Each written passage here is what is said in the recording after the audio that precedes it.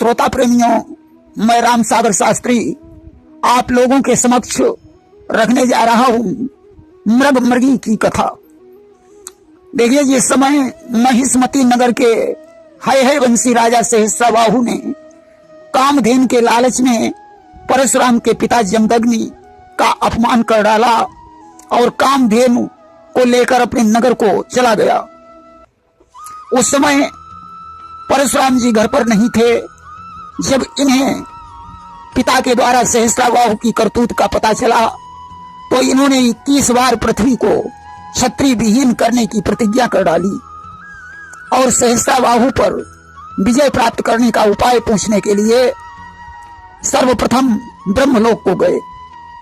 कि ब्रह्मलोक पहुंचे मुनिराई और सहस्त्रबाहु की कथा सुनाई।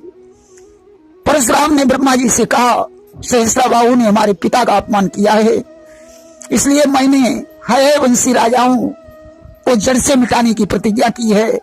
आज तो हम अपनी प्रतिज्ञा पूर्ण करना चाहते हैं कि आपन पूर्ण प्रतिज्ञा करी हूं और कुलयुत सहस्त्रबाहु को मरी हूं। ब्रह्मा ने कहा, तुम कैलाश पर्वत पर चले जाओ, शंकर जी अवश्य तुम्हें कोई उपाय बताएंगे। परशुराम आज शिव के पास पहुंचे, प्रणाम करके कहने लगे, महादेव, सहस्त्रबाहु ने हमारे पिता का अपमान किया है, दुष्टों का विनाश करना हमारा परम कर्तव्य है। हम सहस्त्रबाहु को कुल समेत मिटाना चाहते हैं, इसलिए मेरी प्रतिज्ञा पूरी करवाने में मदद कीजिए। भगवान शंकर ने परशुराम को पाशुपत अस्त्र प्रदान किया तथा एक कृष्ण मंत्र दिया और कहा, इस मंत्र को सिद्ध करने के लिए तुम्हें पुष्कर में जाना पड़ेगा। सिद्ध होने पर यह अभेद कवच का काम करेगा। कि शिव ने पशुपति अस्त्र गावा और सिद्धि हेतु एक मंत्र बतावा। परशुराम जी मध्यम पुष्कर में पहुंचकर उस मंत्र को सिद्ध करने लगे, परंतु 100 वर्ष व्यतीत हो गए, उन्हें सिद्धि प्राप्त नहीं हुई। कि पुष्कर महु पहुंचे मुनिराई भयउ वर्ष सत सिद्धि न पाई। एक बार की बात है, परशुराम जी सरोवर में स्नान करने गए कि एक दिवस मुनि तेज निधाना सरोवर करन गए स्नाना। उसी समय उन्होंने देखा कि एक हिरण और हिरनी भयभीत मुद्रा में दौड़े चले आ रहे हैं। वे दोनों बहुत प्यासे थे। एक बहेलिया धनुष पर बाण चढ़ाए हुए उनका शिकार करना चाहता था, इसलिए वे उसके भय से कांप रहे थे। कि ताही समय मृग मृगी आए और त्रिसावंत यति व्याध सताए। दोनों आकर सरोवर में पानी पीने लगे। कि व्याध खौफ शंका उर सोई और पानी पियत कंपतन होई। उसी समय शिकारी आ गया, परंतु जैसे ही उसने परशुराम को देखा, विचार करने लगा कि परशुराम जी महान वीर और दुष्टों के संहारक हैं, इसलिए इनके सामने जाना खतरे से खाली नहीं है। आज तो आप वृक्ष की ओट में वहीं खड़ा हो गया। कि बाण चढ़ाए धनुष पर आ पहुंचा वह व्याध, ठहर गया जब सामने दीख पड़े भृगुनाथ। परशुराम ने देखा कि मृग और मृगी दोनों शंकित हो रहे हैं। वे विचार करने लगे कि यहाँ आसपास कोई शेर चीता भी नहीं है, कोई शिकारी भी दिखाई नहीं पड़ रहा है, फिर ये मृग मृगी दोनों कांप क्यों रहे हैं। कि नहीं कहूं व्याघ्र न व्याध लखाई और कारण कवन रहे घबराई। हो सकता है मृगों का ऐसा ही स्वभाव हो। आज मृग और मृगी दोनों ने पानी पिया और एक वृक्ष की शीतल छाया में बैठ गए। अब परशुराम को देखकर उनका खौफ दूर हो गया। कि जल पी के बैठे तरुषाही और मुनि निरखी नहीं डर मन माही। मृगी ने मृग से कहा, स्वामी, जब तक परशुराम यहाँ रहेंगे तब तक हम लोग भी यहीं रहेंगे। कि कहे वो मृगी, जब लऊ ऋषि रही हैं और तब लऊ हम दो कहूं न जई हैं। अगर यहाँ हिम्मत करके व्याध आएगा तो परशुराम उसे श्राप देकर भस्म कर देंगे। कि करी हिम्मत जो सन्मुख यही है तो तुरंत ही व्याध वसम हुई यही है। मृग ने मृगी से कहा, प्रिय ये जमदग्नि के पुत्र हैं, इनके साथ जो अकृतव्रण नामक शिष्य है, एक बार परशुराम जी ने व्याघ्र से इसकी रक्षा की थी।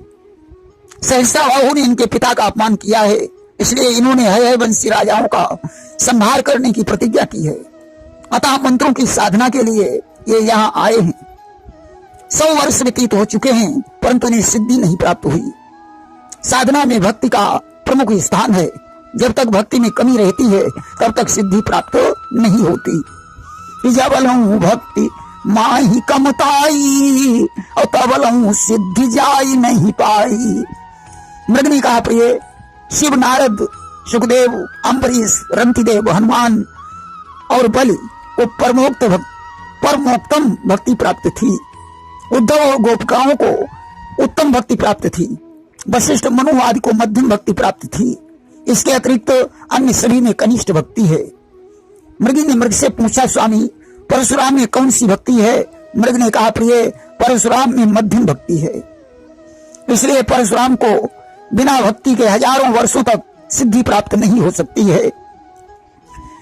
मृगी ने कहा, स्वामी तो इन्हें अतिशीघ्र सिद्धि प्राप्त होने का क्या उपाय है? मृग ने कहा, प्रिय यदि ये अगस्त मुनि की कृपा को प्राप्त कर लें तो शीघ्र ही सिद्धि प्राप्त हो जाएगी, क्योंकि वे उत्तम भक्ति देने वाले कृष्ण प्रेमामृत स्तोत्र को जानते हैं। उस स्तोत्र से सिद्धि प्राप्त करके परशुराम हय वंशी राजा सहस्राबाहु को पुत्र, पौत्र, मित्र, मंत्री और वाहन सहित समाप्त कर 21 बार पृथ्वी को क्षत्रिय से विहीन कर देंगे। मृगी ने कहा, स्वामी आपको ये ज्ञान कहां से प्राप्त हुआ? कि तब ही मृगी असकीन बखाना और कृहित कार पायो ये ज्ञाना। मृग ने कहा, प्रिय ये हमारे पूर्व जन्म का ज्ञान है। मृगी ने कहा, स्वामी हम लोगों ने पूर्व जन्म में ऐसा क्या कर्म किया था जो मृग योनि प्राप्त हुई? मृग ने कहा, प्रिय अंत काल में जैसी भावना होती है वैसा ही जन्म मिलता है। मृग ने कहा, पूर्व जन्म में मैं द्रविड़ देश के निवासी कौशिक गोत्री ब्राह्मण शिवदत्त का पुत्र था। मेरा नाम सूर्य था। कि द्रविड़ देश शिवदत्त सुजाना और भयउ विप्रेयक ज्ञान निधाना। शिवदत्त बड़े धर्मनिष्ठ और वेदज्ञ ब्राह्मण थे। उनके घर में 4 पुत्रों का जन्म हुआ, जिसमें सबसे बड़े पुत्र का नाम राम, उससे छोटे का नाम धर्म, उससे छोटे पुत्र का नाम पृथु और सबसे छोटे पुत्र का नाम सूर्य था। पिता के घर जन्मे सुतचारी और राम धर्म पृथु सूर्य प्यारी। हे प्रिय चौथा पुत्र सूर्यमय ही था। ब्राह्मण ने क्रम से उपनयन संस्कार करवाने के पश्चात वेद वेदांग की शिक्षा हेतु गुरुकुल में भेज दिया। इस संस्कार उपनयन कराई और गुरुकुल पढ़न दीन भिजवाई। गुरुकुल में जाकर हम चारों भाई विद्या अध्ययन करने लगे। कि गुरुकुल मां हम चारों भाई विद्या पढ़न लगे मन लाई। हम सभी भाई गुरु की सेवा में लगे रहते थे। प्रतिदिन वन से फूल, फल और समिधाएं लाते थे। कि समिधा फूल बनी तेला वहीं और गुरु सेवा महाप्राण लगा वहीं। एक बार की बात है, हम चारों भाई वन में एक पर्वत पर पहुंचे। वहां कृतमाला नदी में स्नान किया और भगवान सूर्य को अर्घ देकर उस स्थल की रमणीयता को देखने लगे, जहां नाना प्रकार के वृक्ष, फल और फूलों से लदे हुए थे। गुफाओं में सिंह, भालू, चीते, हिरण निवास करते थे। इसी बीच एक प्यासी हिरनी वहां आ गई। वह गिरते हुए झरने में पानी पीने लगी। उसी समय वहां एक भयंकर शार्दूल आ गया, जिसने उस हिरनी को पकड़ लिया। कि पानी पियन मृगी एक आई और शार्दूल तेली न उठाई। देखिए, शार्दूल के कई अर्थ हैं। शेर, चीता, व्याघ्र और राक्षस को शार्दूल कहा जाता है। यहाँ शार्दूल का अर्थ राक्षस ही हो सकता है। मृग ने उस मृगी से कहा, प्रिय उस भयंकर शार्दूल को देखकर मैं भी भाग खड़ा हुआ और ऊपर से नीचे गिरा और उस हिरनी के बारे में सोचते हुए मेरी मृत्यु हो गई। कि लखी शार्दूल बगे हम जबही और नीचे गिरे शिखर ते तब ही। और मृगी को ध्यान कियो एक बार और तुरंत ही छूटे प्राण हमारा। उस मृगी का ध्यान करने के कारण मेरा जन्म मृगयोनि में हो गया और वह मृगी जिसे शार्दूल ने पकड़ा था उसकी भी मृत्यु हो गई। तुम वही मृगी हो, मैंने तुम्हारा ध्यान किया था इसलिए तुम मेरी पत्नी बन गई।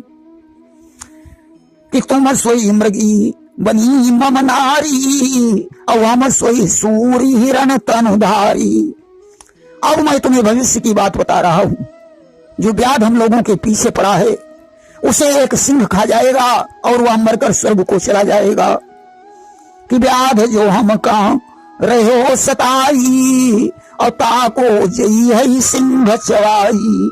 हम लोगों ने यहाँ तीर्थ के जल का पान किया है, भगवान विष्णु के अवतारी परशुराम के दर्शन किए हैं, इसलिए हम लोगों के समस्त पाप नष्ट हो गए हैं। कि तीर्थ जल पी मुनि निहारा और ताते भयउ पाप सब सारा। अब अगस्त मुनि का दर्शन करके उनके मुख से स्तोत्र श्रवण करके हम लोग शुभ लोकों को गमन करेंगे। कि मुनि अगस्त के दर्शन पई हैं और सुनी स्तोत्र लोक शुभ जई हैं। महर्षि परशुराम अपने शिष्य के सहित हिरण की सारी बातें सुन रहे थे। कि परशुराम निज शिष्य समेता और मृग के वचन सुने कर चेता। आज उन्होंने शिष्य के सहित अगस्त ऋषि के आश्रम पर जाने के लिए प्रस्थान कर दिया। रास्ते में उन्हें सिंह द्वारा मारे गए व्याध के चिन्ह प्राप्त हुए। यह देखकर उन्हें महान आश्चर्य हुआ। कि ऋषि अगस्त के आश्रम धावा और मार्ग मरे व्याध कहूं पावा। आधे योजन की दूरी पर कनिष्क पुष्कर में पहुंचकर उन्होंने स्नान किया। कि पुनि कनिष्क पुष्कर मह जाई हन बन करन लगे ऋषि राई। तब तक मृगी ने छलांग लगाई। वे परशुराम से पहले ही अगस्त के आश्रम पर पहुंच गए। मृग और मृगी छलांग लगाई और कुंभज आश्रम पहुंचे जाई। सरस्वती के तट पर कुंभज ऋषि का आश्रम था। वे ध्यानावस्था में बैठे हुए थे। तब तक परशुराम जी ने जाकर उनके चरणों में प्रणाम किया और पिता के समेत अपना नाम लिया। कि मुनिवर की ने दंड प्रणामा और पितु समेत लीनो निज नामा। अगस्त ने अपनी आंखें खोलकर परशुराम को देखा और बैठने के लिए आदेश दिया। परशुराम ने अपना संशय प्रकट किया। कहने लगे, गुरुदेव मुझे एक संदेह हो रहा है कि जैसे मृगी मैं मध्यम पुष्कर में छोड़कर आया हूं वैसे ही मृगी आपके आश्रम पर दिखाई पड़ रहे हैं। मैंने उनके मुख से मंत्र सिद्धि की चर्चा सुनी थी इसलिए आपके पास आया हूं। कृपया मुझे अपना शिष्य स्वीकार करके मंत्र सिद्धि करवाइए क्योंकि मुझे 100 वर्ष व्यतीत हो चुके हैं परंतु सिद्धि नहीं प्राप्त हुई। अगस्त ऋषि ने ध्यान धरकर देखा। वे सारा रहस्य जान गए। उन्होंने मृगी के पूर्व जन्म की सारी कहानी सुनाई और कहने लगे कि भक्ति 3 प्रकार की होती है। ये तीनों प्रकार की भक्ति के लक्षणों का ज्ञान करके यत्न करता है उसे शीघ्र सिद्धि प्राप्त हो जाती है। अगस्त ने बताया कि एक बार की बात है, मैं शेष जी का दर्शन करने के लिए पाताल लोक को गया। एक बार भरी प्रेम विशाला और शेष दर्श हित गए पताला। वहां हमने जाकर देखा कि शेष नाम के चारों तरफ बड़े बड़े सिद्ध महापुरुष विराजमान हैं। बैठे सिद्ध पुरुष तह नाना और प्राप्त कहीं अनंत ते ज्ञाना। सनकादिक नारद गौतम जाजुल्य वाल्मीकि वात्स्यायन आदि सिद्ध महापुरुष ज्ञान प्राप्ति के हेतु अनंत की उपासना कर रहे थे।